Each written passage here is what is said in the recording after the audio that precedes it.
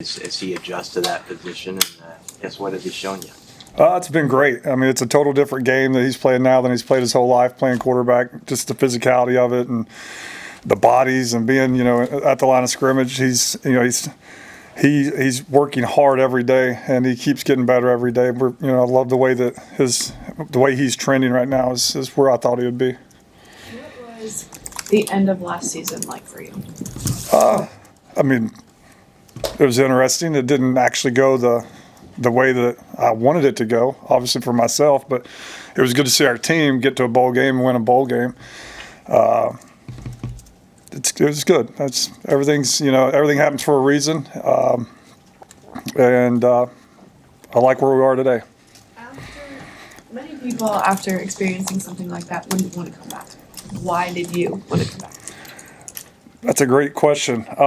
We preach every day there's going to be adversity, and what happened to me is no different than a player getting benched or having to go from first team to second team. It's no difference. And I believe in this place. I believe in Nebraska. I believe in everything. When I came here, I still believe it. We got great things ahead of us, and I think we can do it, and I wanted to be a part of it. I wanted to finish what we started. And I thought it'd be a great example for our guys just to see when you go through some hard stuff, like practice what you preach and just keep coming to work and keep giving it your best every single day. How have you seen the staff mesh together since Dana came in? How's it work? It's great. It's great. Everybody's on the same page and work hard every day, and I love where we are. After being a coordinator, how different is it to go back to coaching just one specific position, and what do you like about that? I'm having the time of my life. It's great to get to learn from Dana, an offensive mind like Dana. I get to coach the greatest position in football, the tight end, which you get to run, you get to run block, you get to pass, you get to catch balls. Like you get to coach the whole game, and it's really got a really good room. We're a very close room, and again, I'm happier now than I've ever been in coaching. Is there an aspect of that you maybe took for granted before, but now you like more about it? Not really. It's just coaching football. And with the tight end room and some of the injuries, Mac Markway being out, Carter Nelson being out, I mean, who has really benefited maybe for just some of the extra reps? All the young guys. I mean, you got Danny King, Eric Ingerson, Caden Ectornot, Heinrich getting reps. It's been good for those guys just to get the amount of reps they've gotten and see the development that's taken place. Did you get a good look at Markway at all to kind of know what he can give you when he does come back? I didn't. I mean, it was literally like the fourth or fifth play that he was out there. But he's moving around a little bit. He can't do anything in practice, but just watch him move around. Just big, physical, explosive guy, very smart, very intellectual football. He's eat up with the game of football. He studies the game of football. So he's fun to have in our meeting rooms. How's that? Back to Heinrich, with the blocking portion of him as he transitions to that part of his game, how have you seen him grow in that area, and what kind of potential do you think of Heinrich as a run blocker?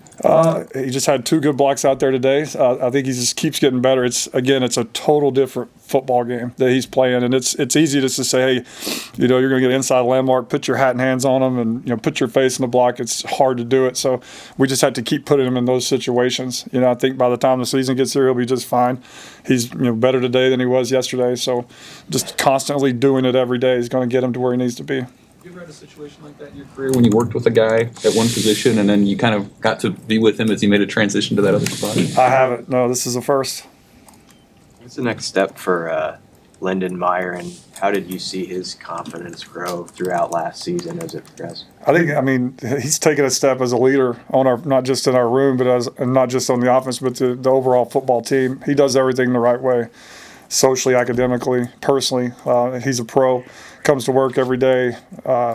He leads our young guys. He coaches our young guys. Football is important to him. Nebraska is important to him. So I think he's trending in a direction that the world is his oyster at this point. He can make whatever he wants of it.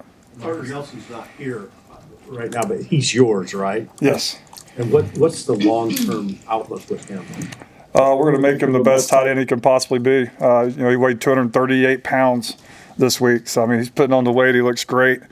Again, he's in every meeting with us, so he's learning like the mental aspect of playing tight end. You know, he's caught up and he's exactly where he needs to be. It's just, you know, whenever we can get him back out here, just the physical stuff that comes along with the position. But he's so athletic and big and explosive. I can't wait to get him going at a true tight end spot.